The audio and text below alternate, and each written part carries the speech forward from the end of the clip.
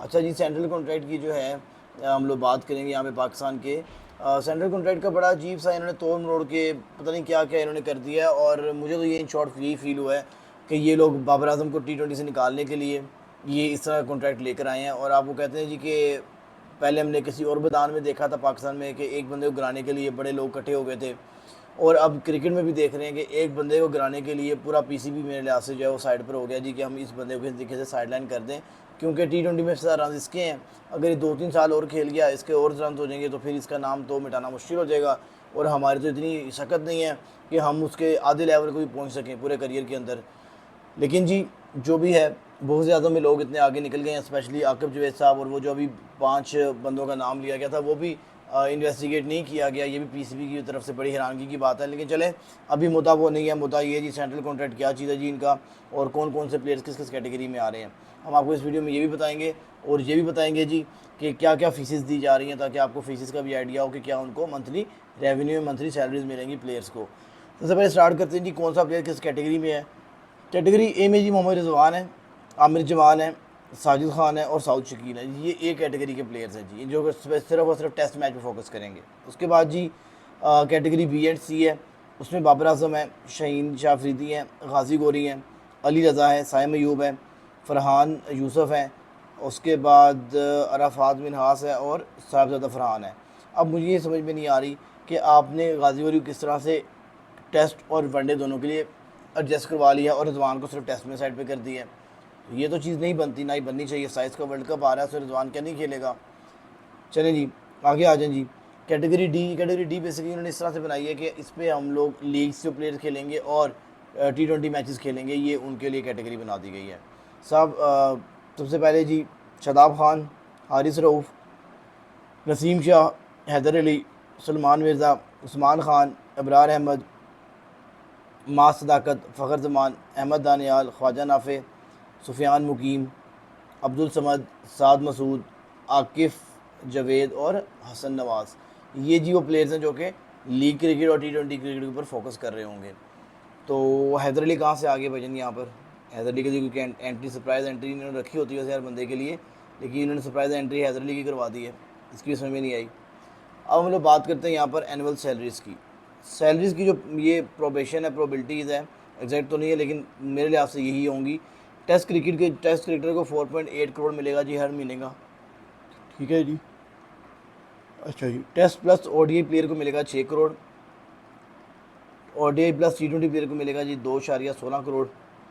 और ये एनुअल है, ठीक है, एनुअल सैलरी है, महीने की एनुअल सैलरी है, sorry. T20 plus league players जो T20 खेलेंगे और लीग खेलेंगे उनको 1.8 करोड़ मिलेगा। और हर टेस्ट मैच खेलने की फ़ीस ज़्यादा होगी होगी 15 लाख रुपया। और इसके अलावा पर ODI मैच खेलने की फ़ीस 5.5 लाख 7.5 लाख रखी हुई इन्होंने। और एक T20 मैच की फ़ीस ये भी है 5 लाख रुपया।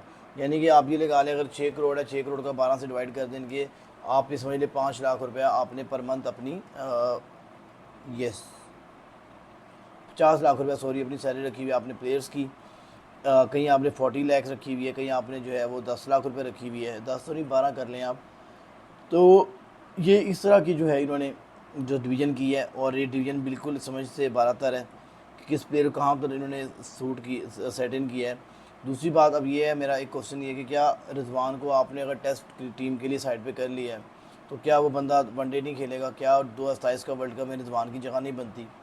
तो अब आपको देखना पड़ेगा। देखिए, आपने बड़े एक बंदे को गिराने के लिए बड़े गलत फैसले कर लिए हैं, जिससे बड़े बड़े आपके जो प्लेयर्स हैं वो डिस्टर्ब होंगे। और शहीन को आपने कह दिया वो T20 खेलेगा ही नहीं कभी भी, तो ये भी एक क्वेश्चन मार्क है जी। क्या पता फॉर्म वापस आ जाए, पेस वापस आ जाए, वो बंदा एक नेथन एलिस की तरह मीडियम पेसर की तरह स्लोवर कटरमस मार के वेरिएशन में लाकर आप उसको परफॉर्मेंस दिखा दें। तो आप कभी भी किसी भी प्लेयर को ऐसे खोटी लाइन नहीं कर सकते।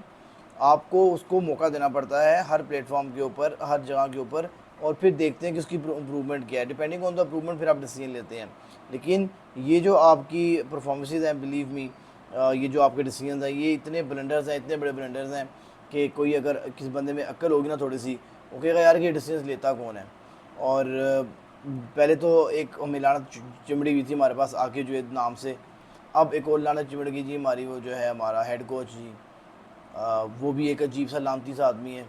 उसको भी पता नहीं, वो ऑलराउंडर की टीम बनाता रहता है। वर्ल्ड कप आया जी हमारा, वो उसने ज़ाया करवा दिया जी, ऑलराउंडर की टीम बना ले, ऑलराउंडर बना ले, ऑलराउंडर बना ले। अजीब सी उसकी भी, माइक हसन साहब की भी सोच है। बट चीज़ें ये कि पाकिस्तान की चीज़ें वर्स्ट से वर्स्ट हो जा रही हैं।